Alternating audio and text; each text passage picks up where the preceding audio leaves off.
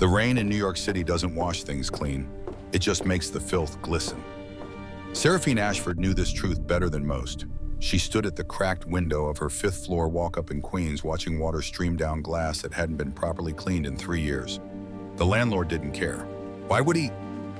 She was 2 months behind on rent. Her reflection stared back. 26 years old.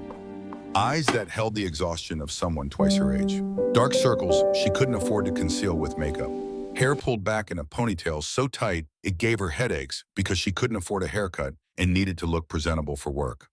On the kitchen counter, a stack of bills glowed red in the morning light. Electric, water, daycare. The amounts blurred together into one impossible number. $40. That's what her bank account said when she checked it last night. $40 between her and complete collapse.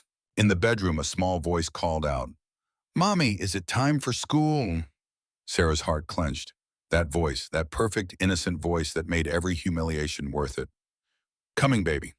Ellen was 5 years old. Everyone called her Ellie. She had her mother's dark hair, but her father's green eyes. Eyes that saw too much. Eyes that sometimes looked at empty corners of rooms and went very still as if she were seeing something no one else could. The pediatrician called it an overactive imagination. Sarah wasn't so sure. "I had a dream about the sad king again," Ellie said, sitting up in her small bed surrounded by stuffed animals. Mr. Bunbun, her favorite rabbit, was clutched tight against her chest. "The sad king?" Sarah asked, kneeling beside the bed. This was new. "He sits in a big chair, but he can't walk, and everyone leaves him alone." Ellie's eyes were far away, seeing something beyond the peeling wallpaper of their tiny apartment. "He's so cold, Mommy. So cold." A shiver ran down Sarah's spine. She pushed it away. Kids had weird dreams. That's all this was. "Well, he's just a dream, sweetheart. Dreams can't hurt us." "But he's real," Ellie insisted. Her small hand grabbed Sarah's wrist. "I can see him, even when I'm awake sometimes." Sarah forced a smile she didn't feel. "Come on, let's get you some breakfast." Breakfast was cereal with milk that would expire tomorrow. Sarah watched her daughter eat, memorizing every detail. The way Ellie hummed while she chewed, the milk mustache she always got, the careful way she arranged the cereal pieces before taking each bite. This was what mattered. Not the bills, not the broken heating, not the fact that Sarah had exactly one pair of work shoes and the sole was coming loose. Her phone buzzed. A text from Silas, the floor manager at the Gilded Cage. "Big night tonight.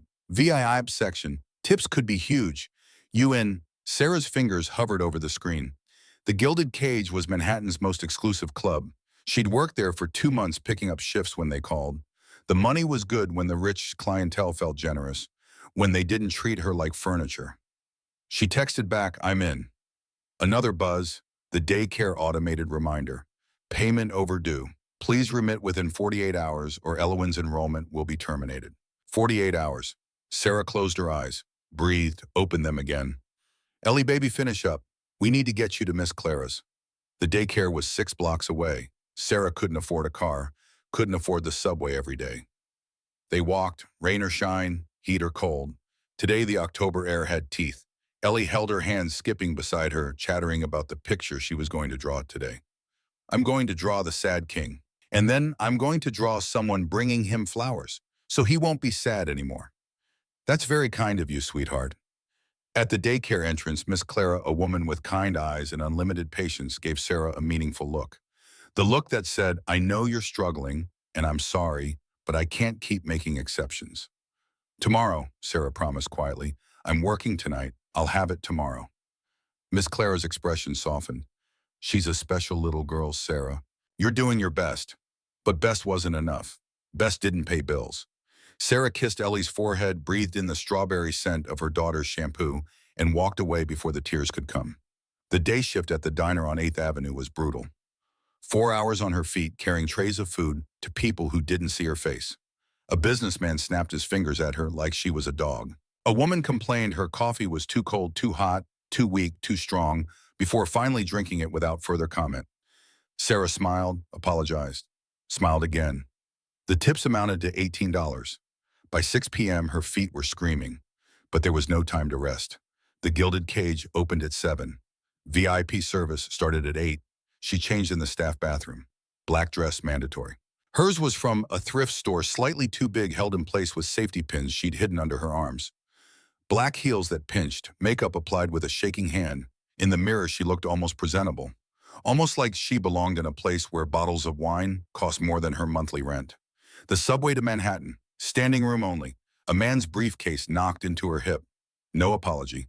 The gilded cage rose before her like a temple, all glass and gold and velvet rope. A line of beautiful people waited outside, dressed in clothes that cost more than Sarah made in a year. She went around back, staff entrance, down a narrow corridor that smelled of industrial cleaner and ambition. Silas was waiting in the break room. He was 45, perpetually stressed, and smelled of stale cigars and desperation. "Sarah, good, you're here." He thrust a tablet at her. "VIP section tonight. The nightshades." The room went quiet. Every server in the break room turned to look. The nightshades weren't just rich. They were old money. The kind of wealth that didn't appear on Forbes lists because they owned the people who wrote those lists. They owned buildings, blocks, politicians. Rumors followed them like smoke. That they never aged. That they only appeared at night. That their business dealings left bodies in their wake, though nothing was ever proven. "I'll take it," Sarah said. A server named Michelle laughed.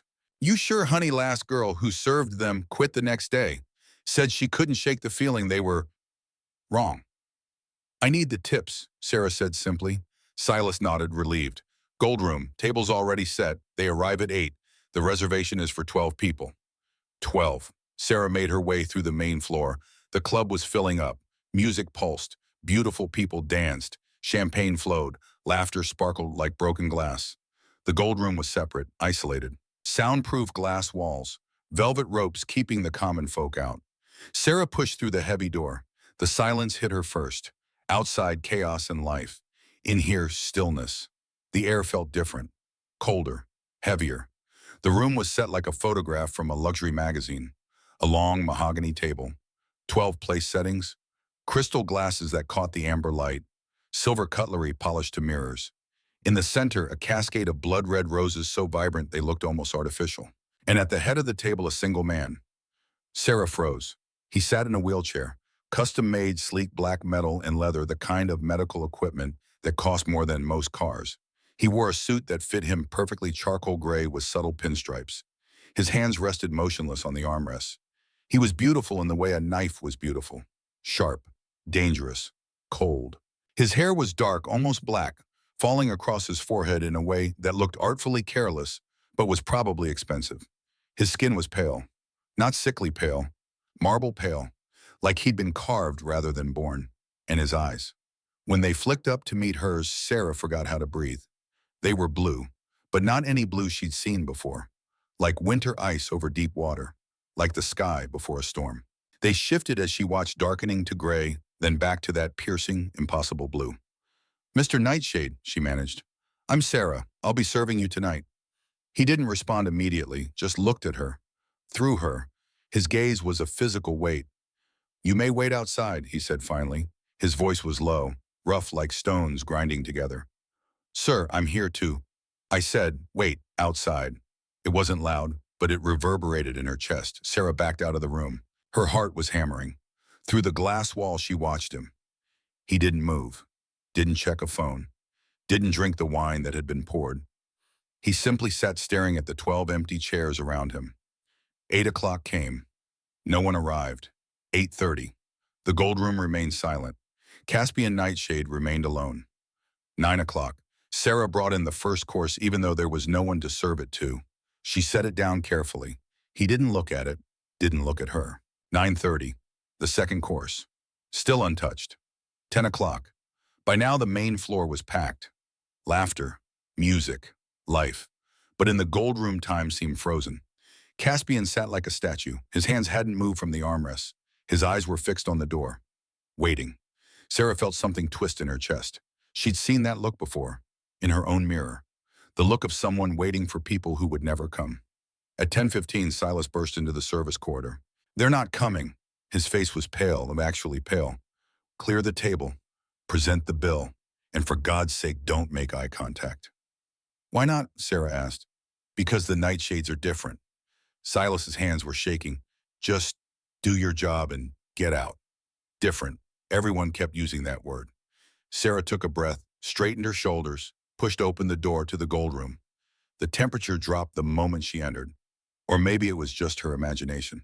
"Mr. Nightshade," she said softly, "the kitchen is closing." He didn't move. "Sir, I need to—" "Leave it." His voice was barely above a whisper, but it cut like a blade. "The manager insists—" "I said leave it." His head turned, slowly, his eyes locked onto hers. For a moment, Sarah couldn't breathe, couldn't think. The weight of that gaze was crushing. But underneath the anger, underneath the cold fury, she saw something she recognized: loneliness. The kind that burrowed into your bones and made a home there. She knew that feeling. She wore it like a second skin. On the table, untouched, sat a birthday cake. 3 tiers of dark chocolate decorated with edible gold leaf. On top, the number 30 perfectly crafted. The candles were unlit. Sarah looked at the 12 empty chairs. She thought of Ellie's birthday party last year. In the park, 5 little chairs set up. Rain started pouring. No one came except one child whose mother felt sorry for them. Ellie had cried herself to sleep that night. Sarah had held her and felt like the world's worst mother. She shouldn't do this. Silas would fire her. She needed this job. She needed the money. But some things mattered more than money. Sarah set down her tray. She didn't clear the plates. Instead, she reached into her apron pocket and pulled out her lighter, the one she used for table candles. She walked to the cake. Caspian watched her, his brow furrowed. "What do you think you're doing?" "It's bad luck to blow out unlit candles," Sarah said. Her voice trembled, but she kept moving. She flicked the lighter. Once, twice. The flame caught. She lit the first candle, then the second, then the third. The small flames danced in the dim light reflected in Caspian's eyes. "Happy birthday, Mr. Nightshade," she said softly. He stared at the candles, then at her. His expression was unreadable. Shock maybe. Or anger. Or something else entirely. "Do you know who I am?" he asked. The menace had returned to his voice. "No, sir." "Do you know what my family would do to a human who dared to pity me?" "I'm not pitying you." Sarah pulled out the chair beside him, sat down. "I'm waiting for you to cut the cake so I can go home to my kid. My feet are killing me." It was a lie. She was pitying him. But it was the truth, too. Caspian stared at her like she'd grown a second head. "You are not permitted to sit." "Fire me," Sarah said. The words came out before she could stop them. "I'm tired. And honestly, looking at this cake is making me hungry. If you're not going to eat it, I will." She grabbed the silver knife, cut a massive slice, slid it onto a plate and pushed it toward him. Then she cut a slice for herself. The cake was the best thing she'd ever tasted. Rich, dark, probably cost more than her weekly grocery budget. Caspian watched her eat. His nostrils flared slightly. "You smell like lavender," he said. "And fear." "Mostly fear," Sarah agreed, setting down her fork. "I'm afraid of my rent being late, not of you." "You should be." Sarah met his eyes, held his gaze. "Why? Because you're rich, because you're powerful. I've dealt with powerful men before, Mr. Nightshade. They all bleed the same when you cut them down to saw on." Something flickered across his face, surprise. Then incredibly he laughed. It was a rusty sound, unused, like a door opening for the first time in years. "A prick," he repeated, shaking his head. "You called my father a prick." "I didn't say that." "You were thinking it." "Maybe." His smile faded. "If my father heard you say that, he would tear your throat out. Literally." "Let him try," Sarah said. "I have a 5-year-old. I deal with tantrums all day." Caspian leaned back in his wheelchair, studied her. "What's your name?" "Seraphine." "Sarah." "Seraphine." He tested the word. "Angel name. For a reckless angel."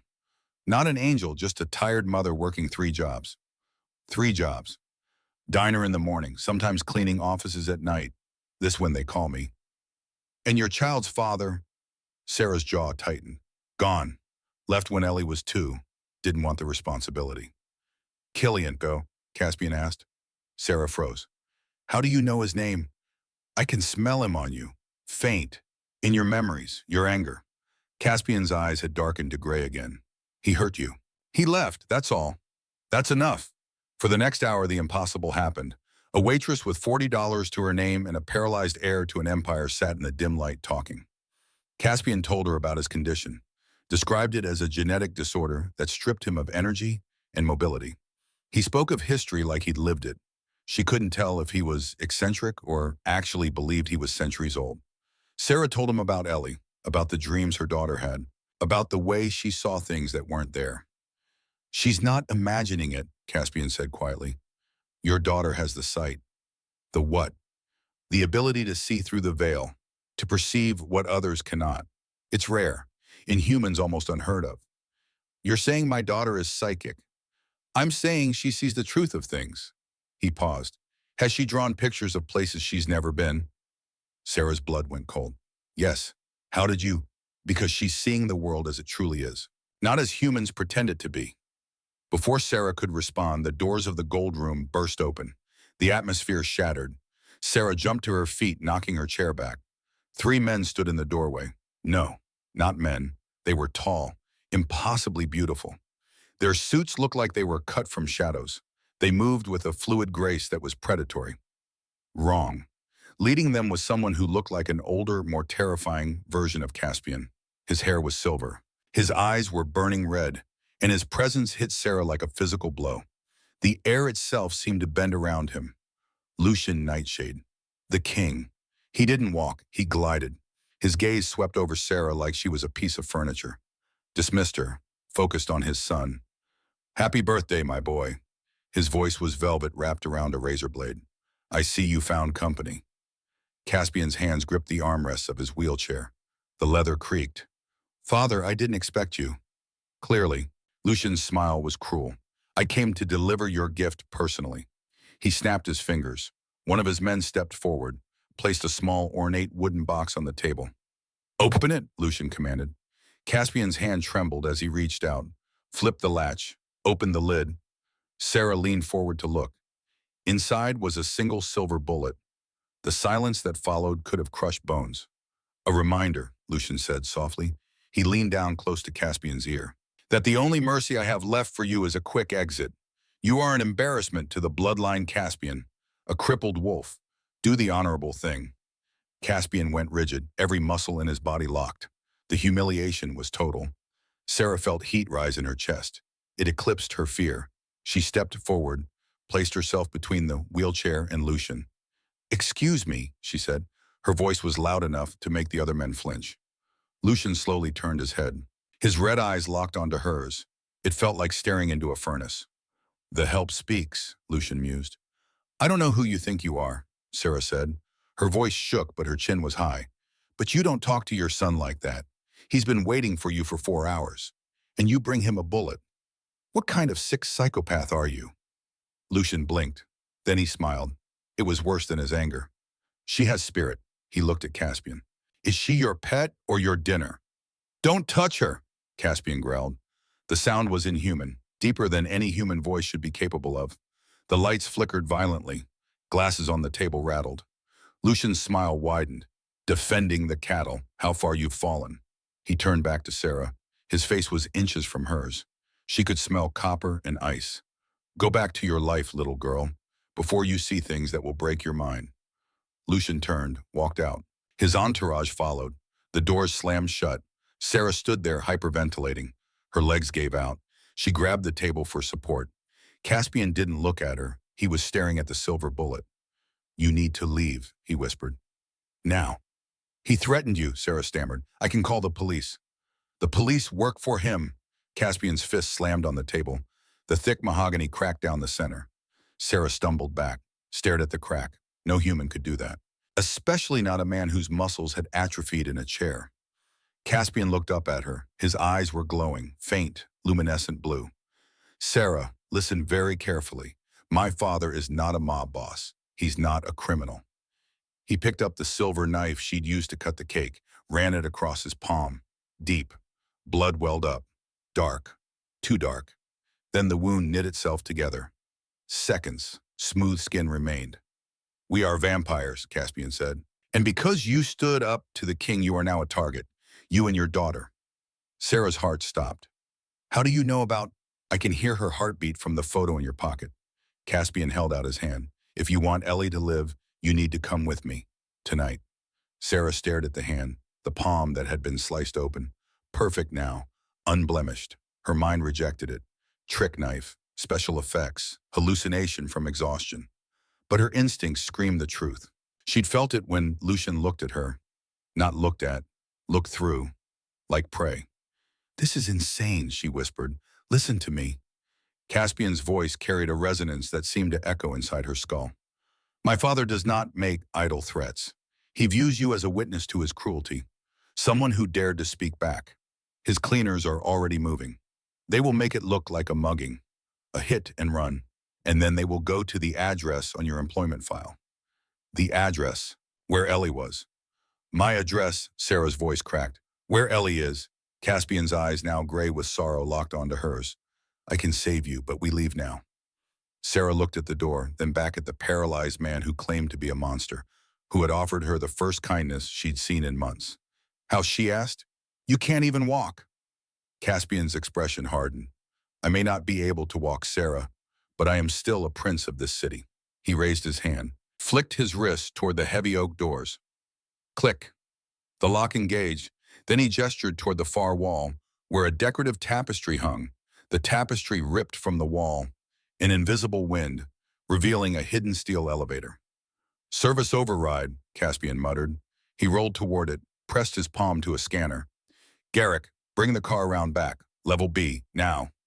A voice crackled from a speaker on his chair. "Yes, my lord. Hostiles in the main lobby." "We're not going through the lobby." Caspian looked at Sarah. "Come, push me. It will be faster."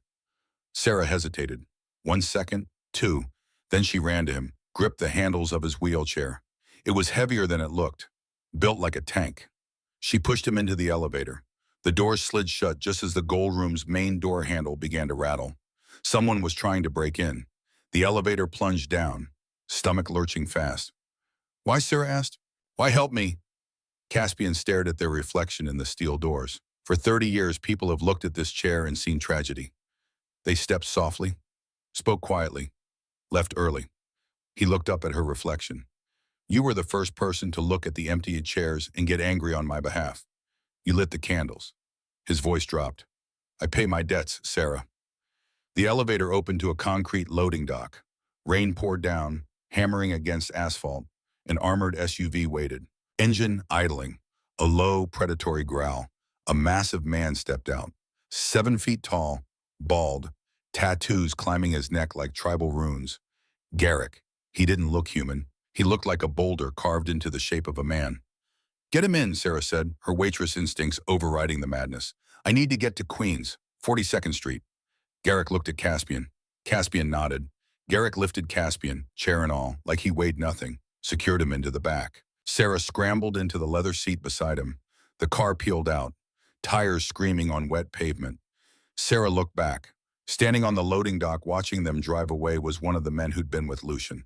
He wasn't running, wasn't shooting, just standing in the rain, perfectly still, smiling. Sarah shivered, wrapped her thin cardigan around herself.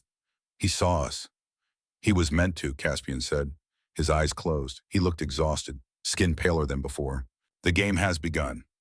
The drive to Queens was a blur. Neon, rain, silence. Sarah gripped her phone, texted Mrs. Higgins. "Coming home early. Emergency." Emergency. The word felt inadequate. Caspian sat with his head against the window. Sarah studied him. Up close away from the mood lighting, he looked devastatingly sick. Dark bruises under his eyes, hands trembling on his paralyzed legs. "You're in pain," she observed. "Existing is painful for me, Sarah." He didn't open his eyes. "My father, when he disciplined me 5 years ago, he didn't just break my spine. He severed my connection to the energies that sustain us. I am a vampire who cannot feed properly. I'm starving to death. The cake. I can't eat food. I can't hunt. One eye open, piercing blue. I survive on synthesized blood. It keeps me alive. Barely. Weak. Which is exactly how he wants me. He sounds like a monster." "He is the king," Caspian corrected, "and kings do not tolerate rivals, even their own flesh and blood." "We're here," Garrick grunted. The car stopped in front of Sarah's building. Peeling paint, flickering street lamp. "Stay here," Caspian commanded. "Garrick will—" "No." Sarah unbuckled. "If Ellie sees a giant with face tattoos, she'll scream. I go alone." She didn't wait. Jumped out, sprinted up the stairs. The apartment door was ajar. Sarah's blood turned to ice. Inside, furniture was overturned. Drawers pulled out, her things scattered. Ellie? She screamed. Silence. Ellie, a small sound from the bedroom closet. Sarah ran, threw open the door. Ellie was curled in the corner, clutching Mr. Bunbun, shaking. Mommy, she whispered, the shadow people came, but I hid like you taught me. Sarah pulled her daughter into her arms, held her so tight. You're okay. You're okay. They had red eyes, Mommy, like the sad king's daddy. Mrs. Higgins appeared in the doorway, dazed, confused. Sarah, I don't remember. Someone was here, but I can't. Glamored, they'd wiped her memory. Sarah grabbed a duffel bag, threw in clothes, Ellie's favorite things, her own documents. We're going on an adventure, baby, she said, voice tight. A special sleepover. She carried Ellie down the stairs, rain soaking them both. The SUV door opened. Sarah buckled Ellie into the middle seat, slid in beside her. Ellie blinked, looked around the luxurious interior. Her eyes landed on Caspian. Sarah held her breath. Kids were honest, brutally so. She expected questions about the wheelchair, why the man was so pale. Instead, Ellie stared at him, long moment. Then she reached out, touched the silk blanket covering his legs. You're cold, she said simply. Caspian stiffened. Yes, I am. Ellie pulled her pink blanket tighter around herself, extended a corner toward him. You can share. Mr. Bunbun is warm. She held out her worn plush rabbit. Caspian looked at the toy, at the little girl who saw a person, not a corpse. His throat worked, swallowing hard. Slowly he reached out, touched the rabbit's ear. Thank you, Ellie, he said, voice softer than Sarah had ever heard. That is very kind. Sarah felt tears prick her eyes. She reached out, took Caspian's hand. It was ice cold. She squeezed. He didn't pull away. Where to now? Sarah asked Garrick. The Eyrie, Garrick said. They drove north, out of the city, into the wooded hills of the Hudson Valley. Higher and higher until the city was just a glowing smear below. A massive gate, black iron. Garrick punched a code. The Eyrie wasn't a house, it was a fortress. Concrete and glass cantilevered over a cliff face. Lonely, isolated, impenetrable.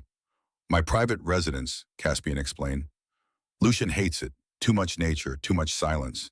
He cannot hear the city's heartbeat here, so he feels powerless. It's the only place I'm safe. Underground garage, they unloaded. Garrick handled the luggage and wheelchair. Sarah carried sleeping Ellie. Inside was stark, minimalist. Floor-to-ceiling windows overlooking dark forest. No mirrors, not one. Garrick showed them to a guest room, larger than Sarah's entire apartment.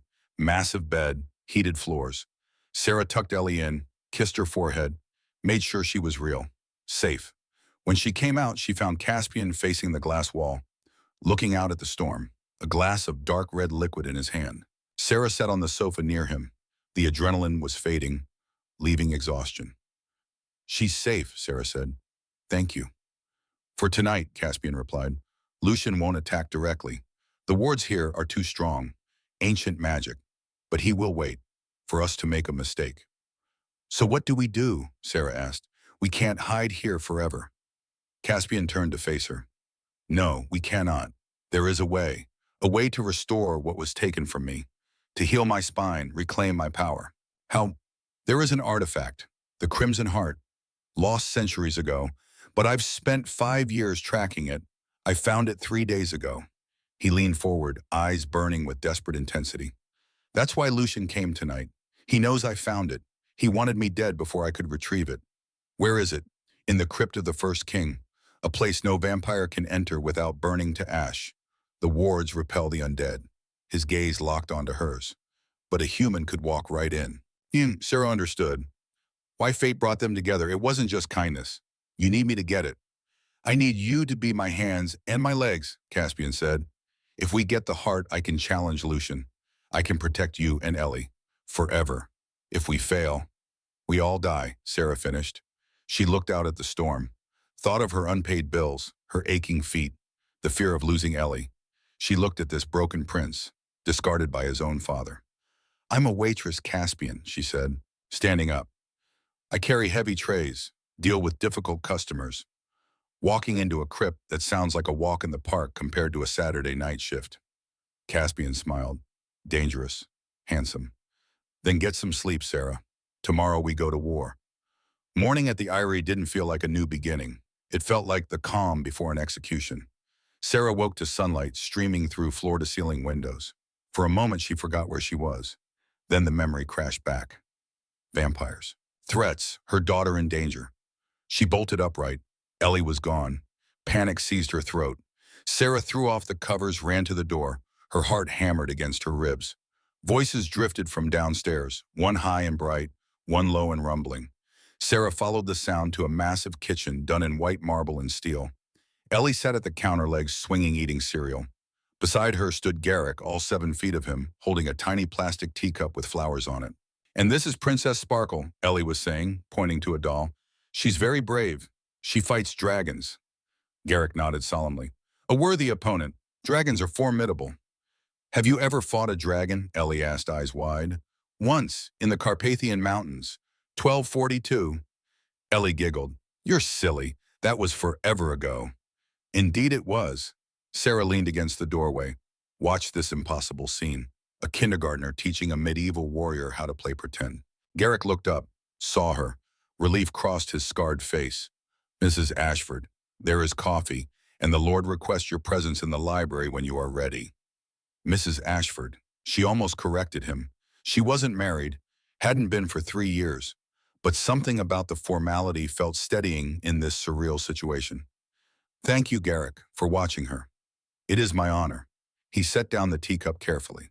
"She has a kind heart, like her mother." Sarah found Caspian in the library, a room lined with books bound in leather that looked older than the country itself. He wasn't reading. He sat in his wheelchair, head tipped back, eyes closed. A plastic tube ran from a bag of dark, viscous fluid on an IV stand into a port in his arm. It was the first time Sarah had seen the medical reality of his existence stripped bare.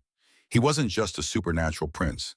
He was a patient, tethered to machines, dependent on synthetic blood that kept him alive but barely.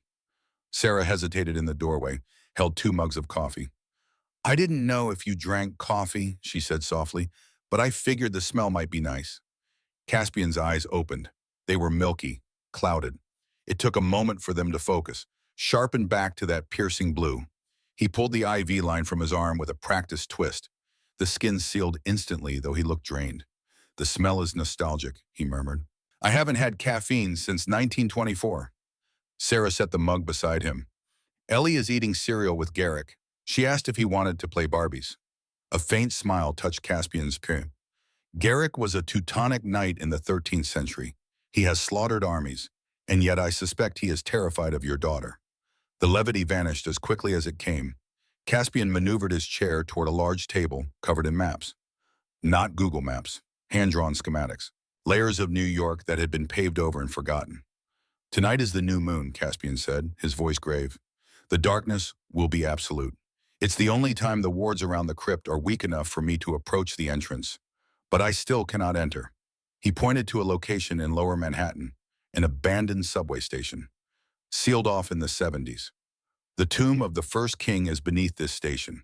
The Crimson Heart is a conduit of pure vitality, created to heal the original vampires when they were wounded in the Great Wars. If I hold it, it will repair my spine, reconnect me to the source of magic my father severed." He looked up at her. "I will walk again, Sarah, and I will have the power to kill him." Sarah studied the map. Old tunnels, forgotten spaces. "And if I touch it?" "It's warm to the touch for humans, harmless. But the crypt itself tests the mind. It shows you things, fears, regrets. You must not stop walking. You must not listen to the voices." He reached into his jacket, pulled out a small, heavy pendant, obsidian carved into the shape of a raven. "Wear this. It contains a drop of my blood. It will mark you as mine. The lesser spirits in the tomb will hesitate." Sarah took the necklace. The stone was cold, but as she clasped it around her neck, it hummed against her skin, like a heartbeat that wasn't hers. "We have to leave Ellie here," Sarah said. Her voice trembled. This was the hardest part. The waitress in her wanted to keep her child close, but the mother knew that was a death sentence. "Garrick will guard the Eyrie with his life," Caspian promised. "The wards here are impenetrable unless invited in. Lucian cannot touch her." "He better not," Sarah's eyes flashed, "because if he touches a hair on her head, I don't care if he's the king of vampires. I will find a way to end him." Caspian looked at her. For a moment, the distance between them vanished. Predator and prey. Prince and servant. Gone. He reached out. His cool fingers grazed her hand. I believe you, he whispered. You're stronger than you know, Sarah. You're the only person who has ever made me feel alive, even in this chair. The moment hung between them, fragile, electric. Sarah felt a pull toward him, magnetic, defying logic. He was a monster, technically, but he was the most human man she'd met in years. Let's go get this heart, Sarah said, pulling her hand away gently. The sooner we do this, the sooner I get my life back. But even as she said it, Sarah realized she wasn't sure she wanted her old life back. The life of invisible servitude, penny pinching, loneliness. Here amidst the danger and darkness, she felt useful. She felt seen. The afternoon passed in preparation. Garrick laid out equipment on the dining table. Flashlights, rope, a first aid kit, items that seemed absurdly mundane for a supernatural heist. The crypt will try to disorient you, Garrick explained. His voice was a low rumble. Corridors that loop, doors that lead nowhere. Trust your instincts, not your eyes. Caspian sat nearby watching. There's one more thing we need to do, he said. Ellie, bring her here. Sarah's stomach clenched. Why? Because her sight may be the only thing that saves you. When Ellie came in still clutching Mr. Bun Bun, Caspian's expression softened. Ellie, do you remember the sad king you told your mother about? Ellie nodded. You're him. You're not sad anymore, though. I'm less sad, Caspian agreed, but I need your help, your special eyes, the ones that see things other people can't. The glowy things, Ellie asked. Yes, the glowy things. Tonight your mother is going somewhere dark. She'll need someone to guide her, but I can't go with her, so I'm going to ask you to be her guide. Ellie looked uncertain. How? Caspian held out his hand. In his palm sat a small glass vial, dark red liquid inside.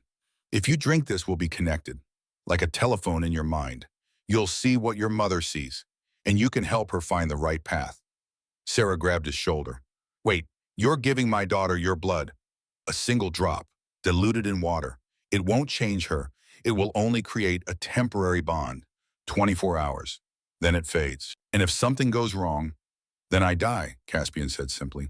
Because if Ellie is harmed through this connection, it will kill me. That's the price of blood magic. The bond goes both ways.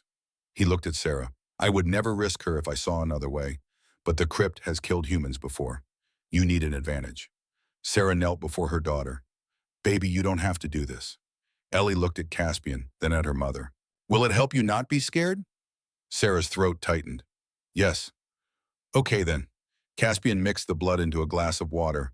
It turned pale pink, like strawberry milk. Ellie drank it. For a moment, nothing happened. Then her eyes widened. Mommy, I can hear his thoughts. They're so loud. Caspian closed his eyes. Focus, Ellie. Think of a wall. Build it in your mind. The thoughts will quiet. Ellie squeezed her eyes shut, concentrating. When she opened them again, she smiled. It worked. It's like a whisper now.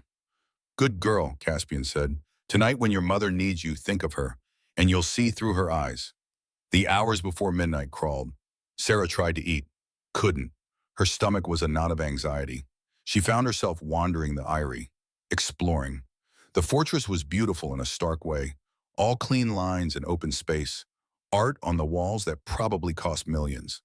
But no photographs, no personal touches. It felt like a mausoleum. She found Caspian on the balcony, staring out at the forest below, the wheelchair parked at the edge. Can't sleep, Sarah asked.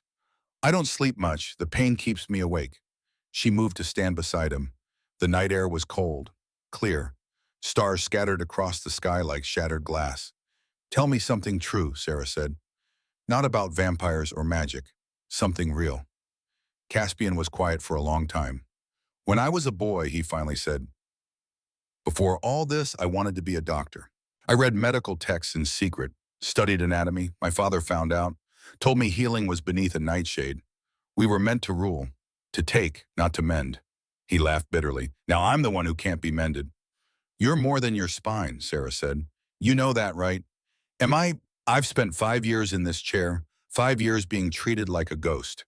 People look at me and see tragedy, waste, failure. I don't see that. What do you see? Sarah turned to face him. I see someone who kept fighting, who didn't give up, who spent 5 years planning how to save himself instead of just accepting what his father said about him. She reached out, touched his face. His skin was cool, but not cold. I see someone worth saving. Caspian's hand came up, covered hers. His eyes searched her face. Sarah, Don't, she whispered. Don't say it. Not yet. Not when we might not make it back. Then when you can stand beside me, when we're both safe, when I can kiss you without wondering if it's the last thing I'll ever do. His jaw clenched. That's a promise then. When this is over? When this is over, she agreed. At 11 p.m. they left. Garrick drove. The city at night was a skeleton of itself. Rain had stopped leaving heavy mist that clung to skyscrapers. Sarah sat him back with Caspian. He'd left the wheelchair. Garrick would have to carry him. The crypt is warded against the undead, Caspian explained as they drove. The closer I get, the worse the pain. I'll guide you to the entrance. But after that, you're alone. Not alone, Sarah said. Ellie will help. They parked in an alley near the old City Hall station. The entrance was behind a rusted iron grate. Looked like it hadn't been opened in 50 years. Garrick hauled Caspian out. The prince's legs dragged uselessly, but his upper body strength was immense. He pulled himself to the grate using the walls. Sarah pulled the chains. The lock snapped. Caspian had melted it earlier with a touch. The grate screamed as she opened it. They descended into darkness.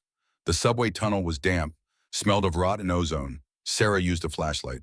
The beam cut through thick air. Caspian moved beside her, using walls for support, dragging his body forward with agonizing slowness. Every few feet he would stop, his skin sizzling slightly. The wards, he gasped, sweat beading on his pale forehead. They're stronger the closer we get. We can stop, Sarah said, rushing to his side. Caspian, you're burning. No, he growled, eyes glowing fiercely in the dark. We're close. They reached a heavy stone door, marked with symbols that made Sarah's eyes water just looking at them. Caspian collapsed against the tunnel wall, his suit torn, hands bloody from rough stone. He couldn't go further. The holy energy radiating from the door was peeling skin from his face. This is it, he rasped. I cannot cross. If I touch that door, I turn to ash. He looked up at her, face a mask of pain and desperation. It's up to you now, Sarah. Go in. Find the pedestal, take the heart, and run. I'll be right back, Sarah said, her heart hammering. Don't die on me. Go. Sarah pushed the stone door. It swung open silently. Perfect hinges. She stepped inside. The silence was instant, total. The sound of the city, the subway, even Caspian's ragged breathing, all vanished. The room was vast, circular, lit by glowing moss on the ceiling, like stars. But there was no pedestal, no heart, only 3 doorways, each marked with a symbol, a mirror, a bridge, a heart. Sarah's pulse quickened. This wasn't what Caspian described. Ellie, she whispered, baby, can you hear me? In her mind, faint and far away, a voice. Mommy, I'm here, sweetheart. I need your help. I need you to look through my eyes. Okay, I'm looking. Which door do I take? A pause, then all of them, Mommy. You have to go through all 3. Sarah's stomach dropped. All 3. The glowy man says you have to pass 3 tests, or the heart won't wake up. 3 tests. Sarah approached the first door, the one marked with a mirror. She pushed it open. The room beyond was a hall of mirrors, hundreds of them, each reflecting her image back at her. But the reflections were wrong. In the first mirror, she saw herself, but older, haggard, standing in a diner uniform decades worn into her face. Alone, in the second mirror, she wore expensive clothes, jewelry dripping from her neck. But her eyes were dead, empty, a kept woman in a gilded cage. In the third mirror, she saw herself walking away from Ellie, the little girl crying, reaching out. But this version of Sarah didn't look back. Which one is real? A voice whispered. It came from everywhere and nowhere. Sarah's breath caught. None of them. These are fears, not futures. Are you certain? The voice purred. Every choice has a cost. Choose poverty and die slowly. Choose wealth and lose your soul. Choose yourself and abandon your daughter. The mirrors multiplied, fracturing, each showing a different nightmare. Sarah working 3 jobs until her body gave out. Sarah becoming Caspian's pet, feeding his darkness. Sarah running, leaving Ellie behind to save herself. Stop, Sarah whispered. Which future do you deserve? The voice asked. Mommy, Ellie's voice in her mind, scared. The mirrors are lying. I know, baby, but which one do I break? The one where you smile. Sarah scanned the reflections. Found it. The second mirror. The kept woman. She was smiling, but her eyes were dead, because that was the real sin. Not poverty, not struggle, but selling herself, becoming someone else's possession. Sarah grabbed a candelabra from the wall, swung hard. The mirror shattered. The other mirrors vanished like smoke. A doorway appeared on the far wall. Sarah walked through. The second trial, a narrow stone bridge, stretching across an abyss so deep she couldn't see the bottom. Sarah stepped onto the bridge. It was barely 2 feet wide. Immediately, voices rose from the darkness below. You're not good enough. You'll never be good enough. You're a failure as a mother. Sarah knew those voices. She'd heard them her whole life. From her mother, her teachers, Killian, herself. The bridge cracked under her foot. She froze. You have to believe, Ellie's voice whispered. Believe you can do it. I'm trying, baby. No, Mommy, you have to really believe. Like when you told the mean man at the restaurant that you weren't scared.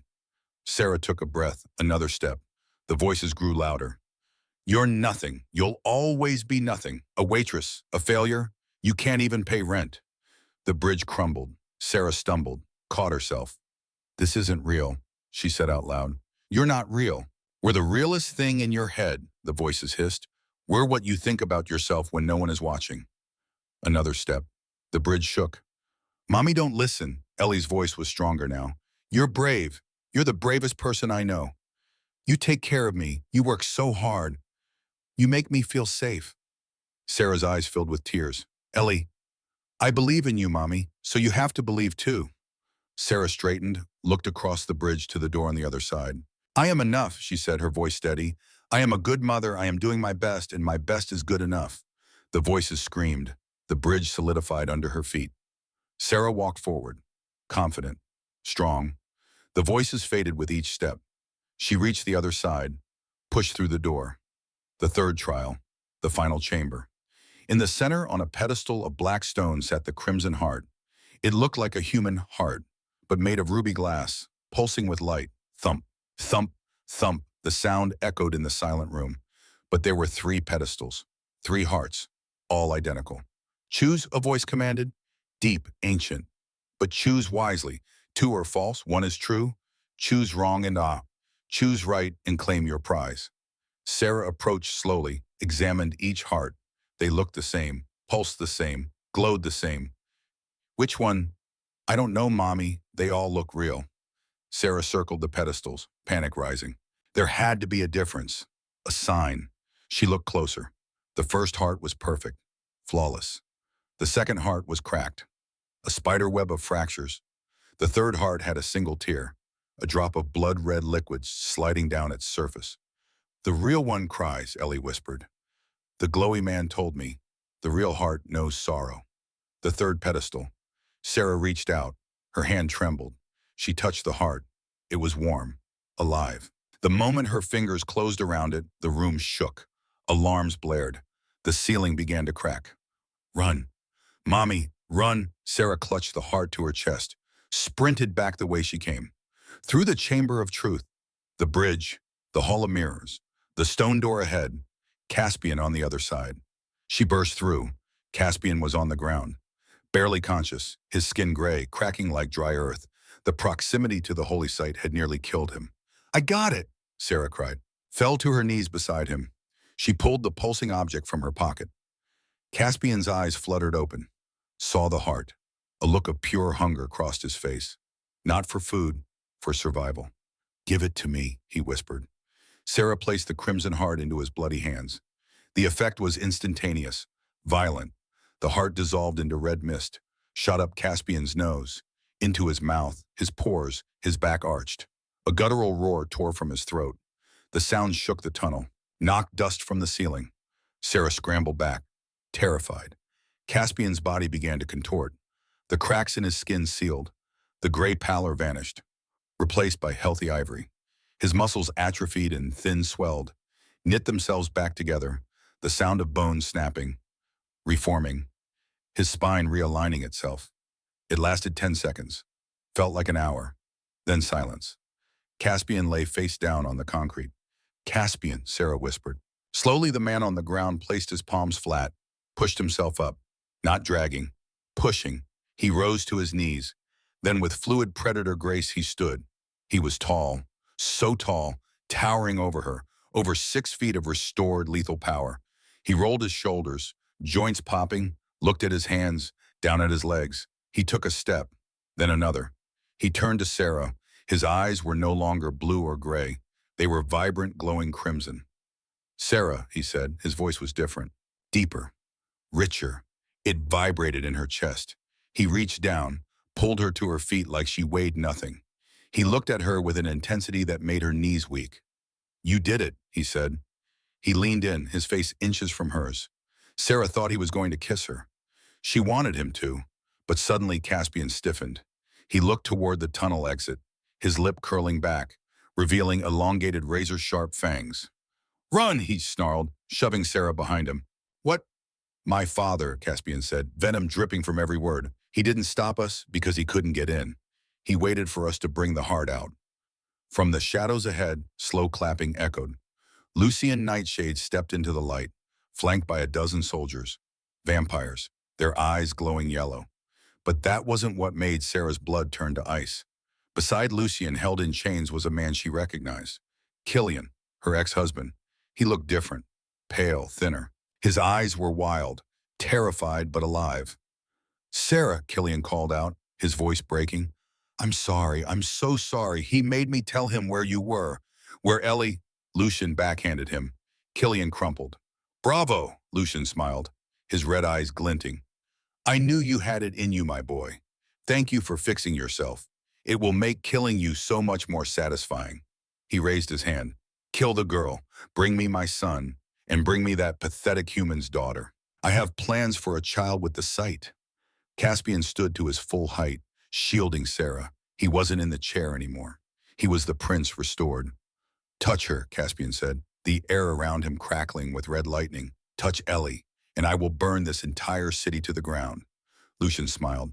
"Then let's begin." The subway tunnel didn't just erupt into violence. It exploded. Lucian's soldiers lunged forward, a dozen shadows moving with lethal intent, inhuman speed. Claws extended, fangs bared. But Caspian was no longer the man in the chair. The Crimson Heart hadn't just healed his spine. It had supercharged his blood, awakened something ancient and terrible that had been sleeping in his veins. He moved like red lightning. He intercepted the first 3 attackers before they could draw breath. With a sweep of his arm, a shockwave of crimson energy threw them against concrete walls. The impact cracked stone. Their bodies crumpled like paper. "Stay behind me," Caspian roared. His voice echoed with the power of a tempest. Sarah pressed herself against the tunnel wall, clutching the raven pendant at her throat. Her heart hammered so hard she thought it might break through her ribs. More soldiers came. Caspian fought like a man possessed. Every movement was precise, brutal, beautiful in its savagery. He grabbed one vampire by the throat, slammed him into the ground so hard the concrete fractured, spiderweb cracks spreading outward. Another lunge from the side. Caspian caught the blade aimed at his heart, snapped it, drove the broken piece through his attacker's chest. Ash, the vampire disintegrated. Lucian watched, unimpressed. He adjusted his silk cuffs with casual disdain. "Impressive," he drawled, "but raw power is nothing without discipline." He vanished, reappeared instantly behind Caspian, driving a jagged obsidian dagger toward his son's back. "Caspian!" Sarah screamed. Caspian spun, caught Lucian's wrist inches from his spine. The force of their collision cracked the floor beneath them. Father and son locked eyes, one pair burning red with malice, the other glowing crimson with newfound resolve. "You were always a disappointment," Lucian hissed, pushing the blade closer. "Soft. You fell in love with your food." "She isn't food," Caspian snarled, twisted Lucian's arm with a sickening crunch. "She is everything you will never understand." He headbutted his father. Lucian stumbled back, blood on his perfect face. But Lucian was ancient, cunning. He didn't attack Caspian again. Instead, he turned his gaze to Sarah. "Then let's see how you function without her," Lucian whispered. He extended his hand. An invisible force gripped Sarah by the throat, lifted her off the ground. She clawed at the air, her legs kicking helplessly, the life being squeezed out of her. "Let her go!" Caspian shouted, stepped forward, but Lucian raised his other hand, blasted Caspian back with a wave of a telekinetic force. "Drop your defenses," Lucian commanded, tightening his grip on Sarah. Kneel before your king, and I will make her death quick. Fight me, and I will peel her mind apart layer by layer. Sarah's vision began to blur. Black spots danced. She looked at Caspian. He was getting up, blood trickling from his mouth, his eyes wide with panic. He was going to kneel. He was going to surrender everything to save her. No, not after everything. Sarah's hand brushed against her chest. The raven pendant, the obsidian stone Caspian had given her. It contained a drop of his blood. She gripped it, channeled every ounce of her anger, her love for Ellie, her rage at men like Lucian. Into that stone. Let me go, Sarah thought. The pendant flared with blinding blue light. A pulse of energy shot from her chest. Slammed into Lucian. The king shouted in surprise. His concentration broke. The invisible grip vanished. Sarah fell to the floor. Gasping for air, Lucian stumbled back, looking at his own hand, scorched by the light. Impossible. A human channeling our blood magic. But it was too late. Caspian was there. He didn't use magic this time. He used brute, visceral rage. He slammed Lucian into the stone wall, his hand gripping his father's throat. You ruled by fear, Caspian said, voice low and cold, and fear is a coward's weapon. You cannot kill me, Lucian gurgled, blood spilling from his lips. The council will hunt you for eternity. Then let them come. Caspian's grip tightened. Wait, a voice cried out. Killian, he'd broken free from the chains, stumbled forward. Bleeding, broken. Sarah, he gasped. I need to tell you. I need you to know. Sarah pushed herself up, stared at the man who'd abandoned her, who'd left her and Ellie with nothing. What are you doing here, Killian? He found me 6 months ago, Killian said, words tumbling out. I owed money, gambling debts, to the wrong people, Lucian's people. He said he'd forgive everything if I just told him about you, about Ellie. Tears streamed down his face. I thought he just wanted information. I didn't know he was going to hurt you. I swear I didn't know. You sold us out, Sarah said, voice flat. I'm sorry. God, Sarah, I'm so sorry. I was weak. I've always been weak, but I can fix this. I can. He grabbed a broken piece of rebar from the ground, turned to Lucian. You promised you wouldn't hurt them, Killian screamed. You promised, he lunged. Lucian moved faster. His hand shot out, pierced through Killian's chest. Sarah screamed. Killian looked down at the hand in his chest, then up at Lucian. At least, he whispered, at least I did one thing right. Lucian pulled his hand back. Killian crumpled to the ground. Pathetic, Lucian spat. Caspian's eyes blazed. Enough! He drove his fist into Lucian's chest, but he didn't pull out a heart. He poured energy from the crimson heart into his father. The ancient vampire's eyes went wide. His body, sustained by dark, stagnant magic for centuries, couldn't handle the influx of pure raw vitality. Lucian screamed. Retreat, he shouted to his remaining soldiers. Retreat. They vanished into the shadows. Lucian wrenched himself free from Caspian's grip, staggered back. This isn't over, boy, he hissed, blood pouring from his mouth. The council will hear of this. There will be a trial. And when they find you guilty of bonding with a human, when they sentence you to death, I will be there, watching, smiling.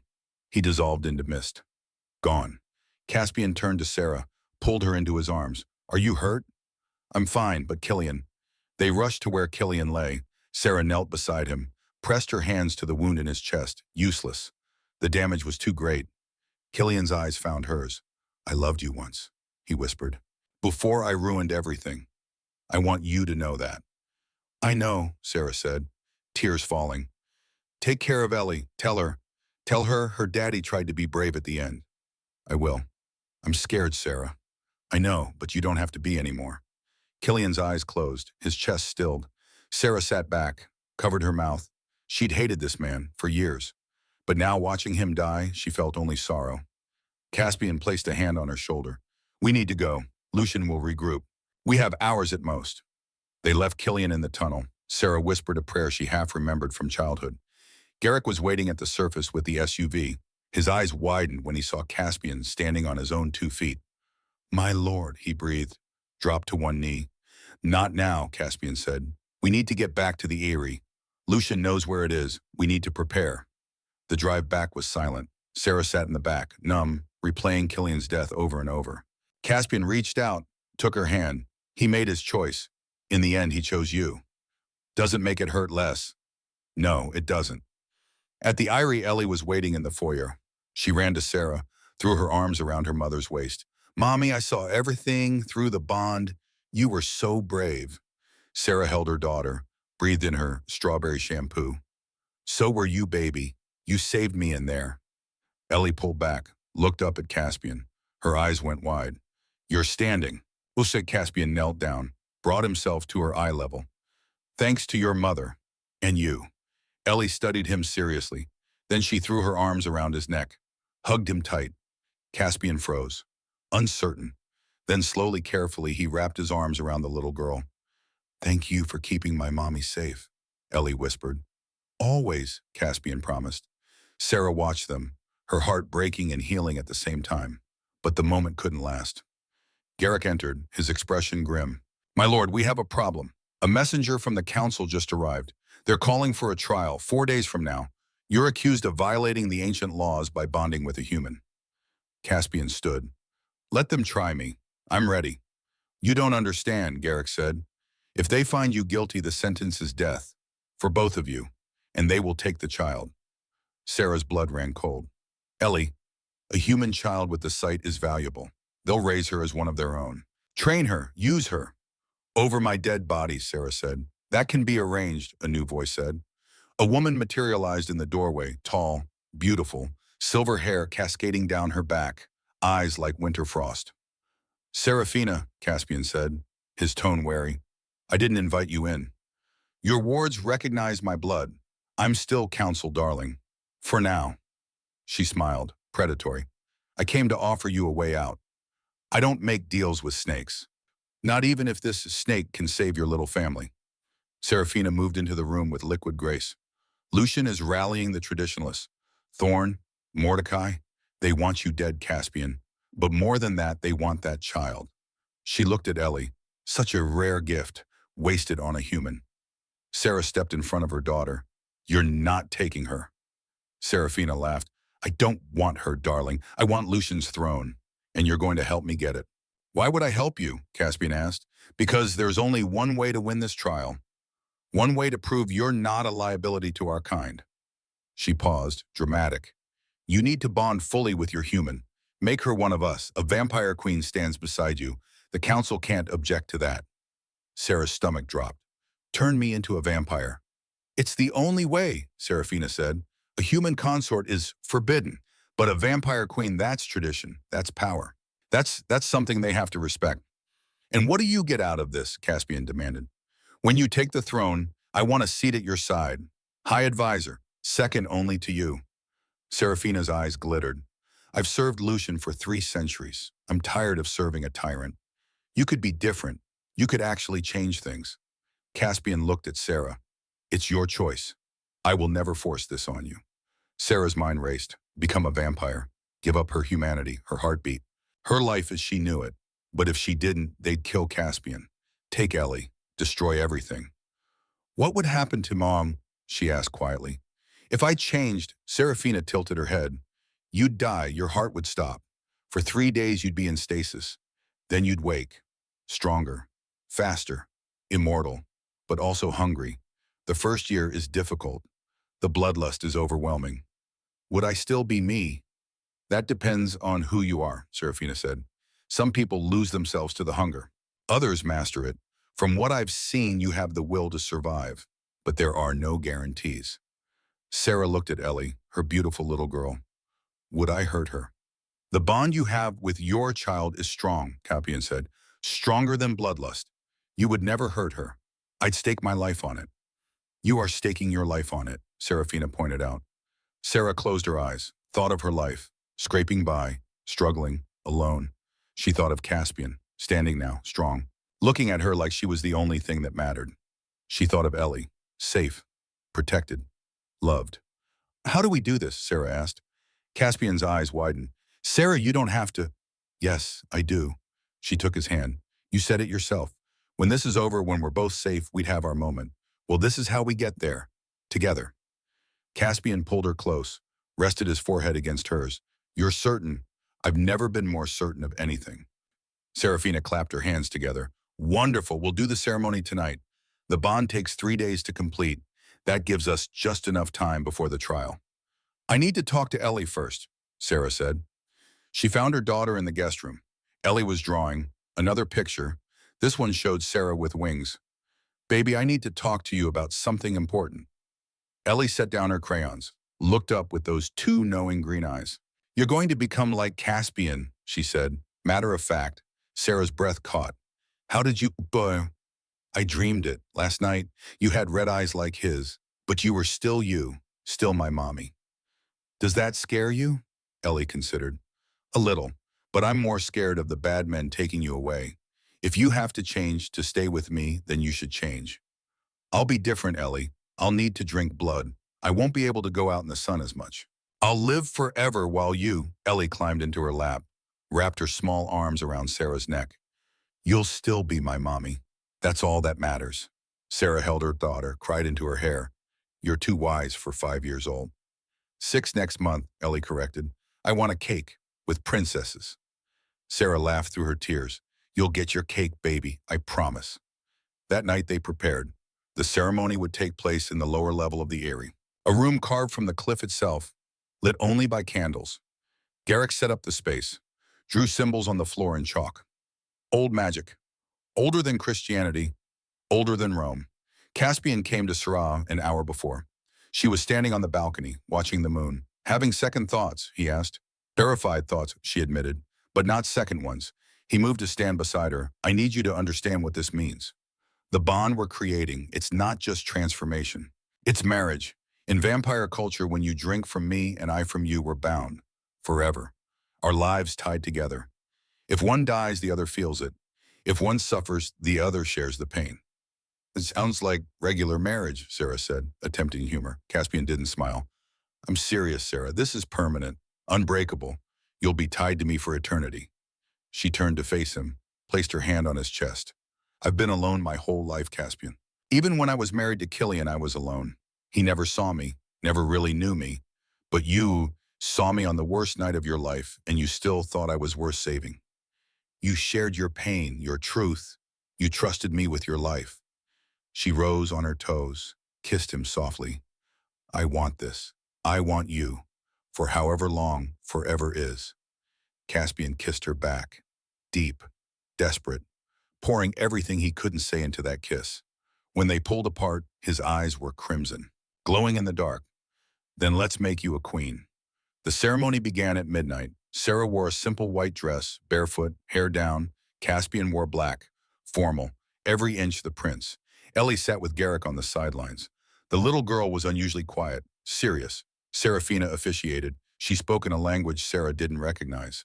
Old, guttural, power thrummed in every syllable. Seraphine Ashford, Serafina said, switching to English. Do you come to this bond of your own free will? I do. Do you understand that once bonded you forsake your human life, your mortal ties, your place among the living? I do. And Caspian Nightshade, do you accept this woman as your bonded, your equal, your mate for all eternity? I do, Caspian said, his voice steady. Then drink. Caspian pulled a dagger from his belt, drew it across his palm. Blood welled up, dark red, impossibly vibrant. He held his hand out to Sarah. It will taste like copper and honey, he said quietly. Don't stop drinking until I tell you. Sarah took his hand, brought it to her lips. The first drop hit her tongue. It was nothing like she expected. Sweet, warm, electric. She drank. The world tilted. Colors intensified. She could hear everything. Ellie's heart beat across the room. Garrick's slow, steady breathing. The wind outside howling. Enough, Caspian said. Sarah pulled back, dizzy. Now you, Serafina said to Caspian. He took the dagger, held it out to Sarah. She understood. Drew the blade across her own palm. Winced at the pain. Caspian brought her hand to his mouth, his eyes never leaving hers. He drank. Sarah felt it, the pull, like something inside her was being drawn out, shared. When he released her hand, the wound was healed, sealed perfectly. The bond is struck, Serafina announced. Now comes the death. Caspian's expression turned anguished. This is the part I cannot help you with. Sarah's chest tightened. What do you mean? The transformation requires your death. Your human heart must stop.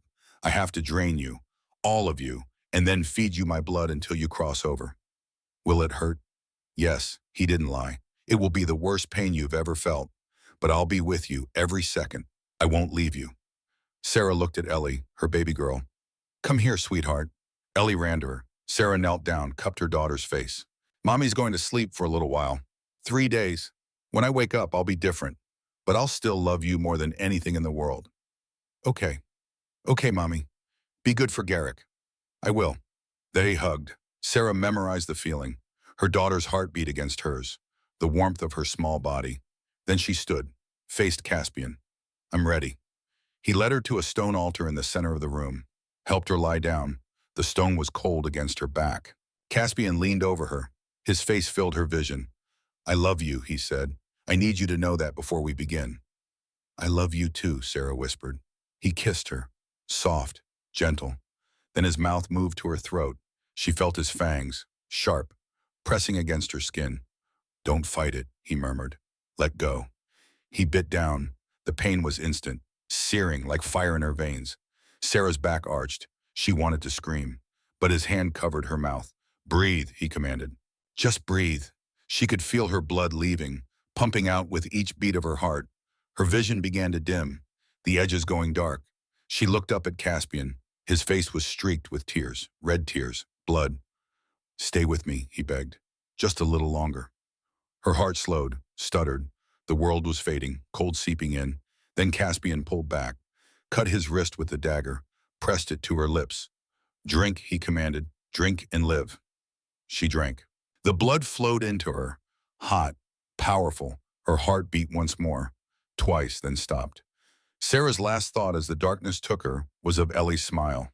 Then nothing. 3 days later, Sarah opened her eyes. The first thing she noticed was the silence. No heartbeat in her chest. She sat up, looked around. She was in the guest bedroom. Ellie asleep in a chair beside the bed. But Sarah could see everything, every detail. The individual threads in the curtains, the dust motes in the air, the rise and fall of Ellie's chest as she breathed. And she could hear everything. The wind outside, a bird a mile away, Garrick moving on the floor below. Caspian appeared in the doorway. You're awake. His voice hit her like a physical thing, rich, layered. I feel different, Sarah said. Her own voice sounded strange, clearer. You are different, Ed. He moved into the room, sat on the edge of the bed. How do you feel? Hungry. Caspian's expression turned serious. I have blood ready, synthetic, like what I use. It will satisfy the hunger without you needing to hunt. He brought her a glass, dark red liquid. Sarah drank. It tasted like life itself, rich, satisfying. When she finished, she looked at her hands. They looked the same. But when she flexed her fingers, she could feel the strength in them. Unnatural, powerful. Ellie, she said suddenly, I need to see if... She's been here the whole time, Caspian said. Waiting for you. Sarah reached out, gently touched her daughter's shoulder. Ellie stirred, opened her eyes. For a moment, they just looked at each other. Then Ellie smiled. Hi, Mommy. Hi, baby. Your eyes are red now, like Caspian's. Does that scare you? Ellie climbed into the bed, snuggled against Sarah's side. No, you're still warm. Different warm, but still you. Sarah held her daughter, felt the life in her, the heartbeat, and felt no urge to feed. Only love. The trial is tonight, Caspian said quietly. Are you strong enough? Sarah looked up at him. I'm strong enough. The Vampire Council convened in a cathedral beneath the city, a massive space carved from bedrock, lit by thousands of candles. Sarah walked in beside Caspian. She wore a gown of deep crimson, hair swept up, regal. Every vampire in the chamber turned to look. Whispers rippled through the crowd. At the head of the chamber, on a raised dais, sat 3 figures, Lucian in the center, flanked by Thorn and Mordecai. Caspian Nightshade, Lucian announced, his voice echoing. You stand accused of violating the ancient laws, of bonding with a human, of bringing shame to our bloodline. How do you plead? Not guilty, Caspian said, his voice strong. Not guilty. Lucian's eyes blazed. We have witnesses. You bonded with this human woman. You gave her access to our world, our secrets. I bonded with my mate, Caspian corrected. My vampire mate, Seraphine Nightshade, my queen. He gestured to Sarah. The chamber erupted. Shouts, arguments. Thorn stood. This is an outrage. She was human 4 days ago. You cannot simply turn a human and call it legitimate. Why not? Seraphina's voice cut through the noise. She stepped forward from the crowd. The ancient laws state that a bonded pair must both be vampire. They don't specify birth vampires. Turned vampires have the same rights. Or are you suggesting we invalidate every turned vampire in this room? Silence fell, because she was right. Half the council were turned, not born. Lucian's face twisted with rage. This is a mockery, a desperate attempt to avoid justice. Then challenge him, Seraphina said, smooth, calculated. Trial by combat, let the old ways decide. If Caspian is truly unfit, he'll fall. If he's the rightful heir, he'll stand. Mordecai leaned forward. Trial by combat hasn't been invoked in a century. But it is still law, Seraphina countered. The council murmured, debated. Finally, Thorn nodded. Very well. Trial by combat, Lucian Nightshade versus Caspian Nightshade. To the death. The victor claims the throne. Lucian smiled, cold, cruel. Agreed. He stood, descended from the dais. Caspian stepped forward to meet him. The crowd formed a circle, clearing space. Sarah wanted to run to Caspian. Stop this. But Seraphina's hand on her arm held her back. He needs to do this, Seraphina whispered. It's the only way. Caspian and Lucian faced each other. I've been waiting for this, Lucian said. Waiting to finish what I started 5 years ago. You didn't break me then, Caspian replied. You won't break me now. Lucian attacked. The fight was brutal, savage, faster than human eyes could track. But Sarah's eyes weren't human anymore. She saw every blow, every dodge. Caspian was strong. The Crimson Heart had made him powerful. But Lucian had centuries of experience. They traded hits. Blood splattered. Bones cracked. Lucian drove Caspian back, slammed him into a stone pillar. The pillar crumbled. You're still weak, Lucian hissed. Still a disappointment. He drove his hand toward Caspian's chest, going for the heart. Caspian caught his wrist. I'm not weak. I'm different. And that's what terrifies you. He twisted, threw Lucian across the chamber. Lucian hit the ground, rolled to his feet, snarling. They clashed again and again. The fight raged for what felt like hours, both of them bleeding, wounded, but neither falling. Finally, Caspian saw an opening. He feinted left. Lucian took the bait. Caspian's fist connected with Lucian's chest, not to kill, to restrain. He grabbed his father, forced him to his knees. Yield, Caspian commanded. Never, Lucian spat. Then die. Caspian raised his hand, ready to strike the killing blow. Wait, Sarah called out. Everyone turned to look at her. She walked forward, stood beside Caspian. Don't, she said quietly. Don't kill him. He tried to kill you, Caspian said. He tried to take Ellie. He deserves death. Maybe, but you don't deserve to become him. Sarah touched his face. Break the cycle. Show them a different kind of king.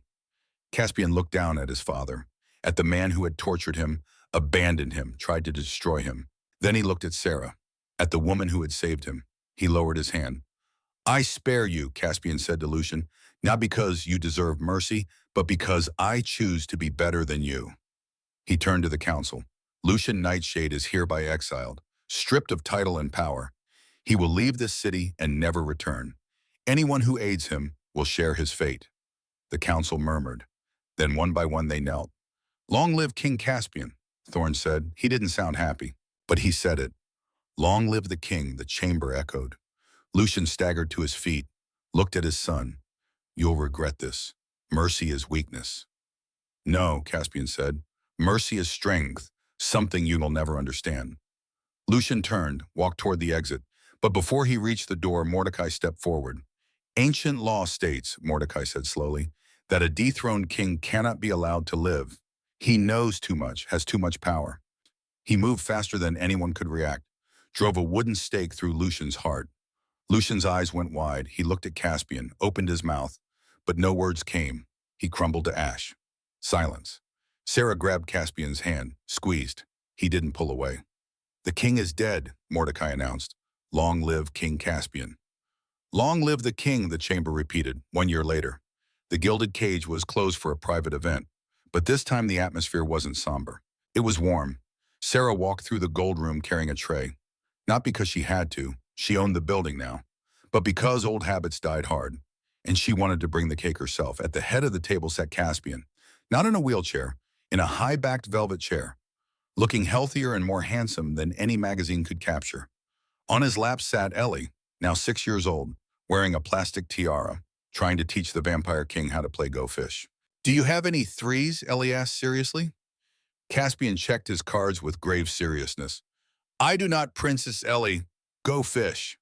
Garrick stood by the door, now wearing a suit that actually fit, smiling faintly. Around the table sat friends, allies. Serafina in her position as High Advisor. Mordecai, who had proven surprisingly loyal. Other vampires who believed in Caspian's vision of a different world. Sarah set the cake down. 3 tiers, chocolate, with 31 written in gold leaf. Caspian looked up at her. The hunger in his eyes wasn't for blood. It was devotion. Pure. Complete. "Happy birthday," Sarah said, kissed his cheek. "It's not my birthday," Caspian said, though he was smiling. "It is to me because a year ago today you became the king, and I became your queen, and our real life started." "Our real life," Caspian repeated. He took her hand, pulled her into the seat beside him, the seat that was no longer empty. They cut the cake together. Sarah didn't eat, couldn't anymore, but she watched Ellie devour her slice with delight. "Make a wish, Caspian," Ellie said, pointing at the candles. Caspian looked around the table, at the people who had become his family, at the daughter he was raising as his own, at the wife who had saved him in every way a person could be saved. "I don't need to wish," he said. "I have everything I want." But he blew out the candles anyway. Later that night, after Ellie was asleep and the guests had gone, Sarah found Caspian on the balcony of the Eyrie, looking out at the city below. His city now. "Any regrets?" she asked, sliding her arms around his waist from behind. "Only one," he said, turned to face her. "That I didn't meet you sooner." "We met exactly when we needed to," Sarah said. "I wasn't ready for you before, and you weren't ready for me. And now we're ready for forever." He kissed her, deep, slow, the kind of kiss that promised eternity. When they pulled apart, Sarah rested her head against his chest, heard the steady thrum of his heart. Strong, alive. "Thank you," she whispered. "For what?" "For letting me light the candles, for trusting me, for loving me." "Sarah, you saved my life. I should be thanking you." "You saved mine too. We saved each other."